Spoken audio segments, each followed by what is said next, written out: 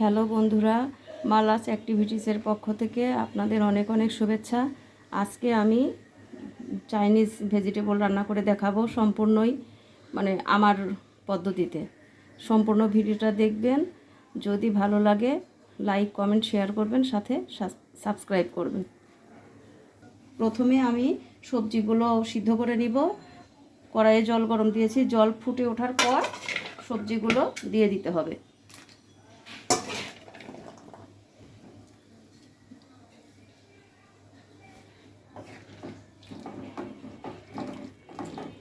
এই just 2-3 minute সবজিটা একটু ভাপ দিয়ে নিব। সবজিগুলো হয়ে গেছে, এখন নামিয়ে ফেলবো। এখানে আমি গাজর, পেঁপে, লাউ, সিম, ক্যাপসিকাম আর ফুলকপি ইউজ করেছি। সবজিটা আসলে যার যার ইচ্ছা মতো যে কোনো সবজি আপনাদের পছন্দ মতো সবজি ইউজ করবেন। সবজিগুলো নামিয়ে রেখেছি। আর সবজি যে জলের মধ্যে ভাপ দিয়েছিলাম, জলটা ফেলে দেওয়া যাবে না, জলটা রেখে দিতে হবে। এই জল দিয়েই রান্না করব।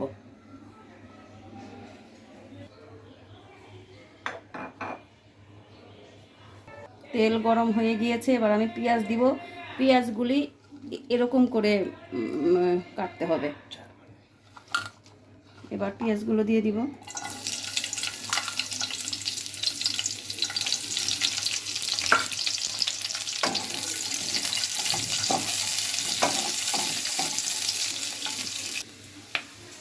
পেঁয়াজ ভাজা হয়ে গেছে, একটু লাল হলেই আমরা সবজিগুলো দিয়ে দেব।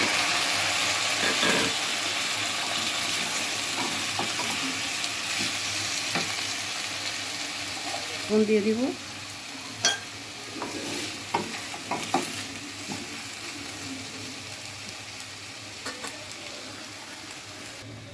এবার আমি আদা রসুনের পেস্ট দিব। এখানে 1 চামচ আদা বাটা আর 1 চামচ রসুন বাটা আছে।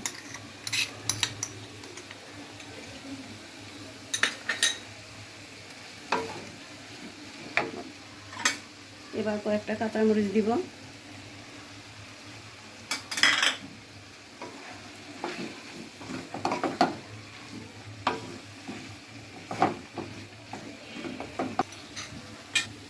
এবার হালকা একটু চিনি দিয়ে দিব।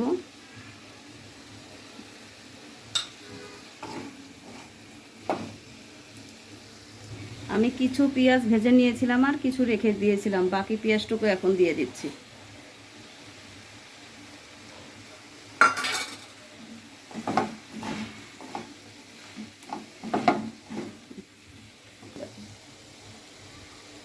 এবার আমি একটু দুধ দিয়ে দিব, এমনি নর্মাল গরুর দুধ।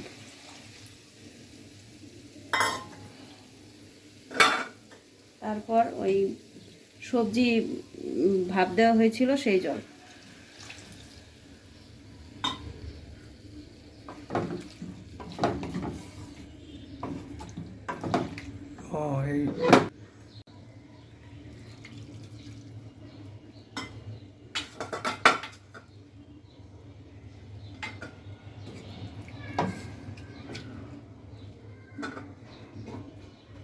ফুটে উঠেছে, আর কিছুক্ষণ পরেই নামিয়ে ফেলব।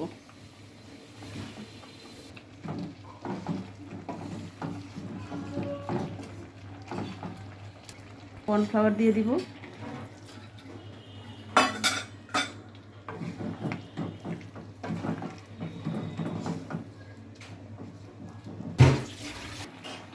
এবার একটু ধনে পাতা দিয়ে দিব।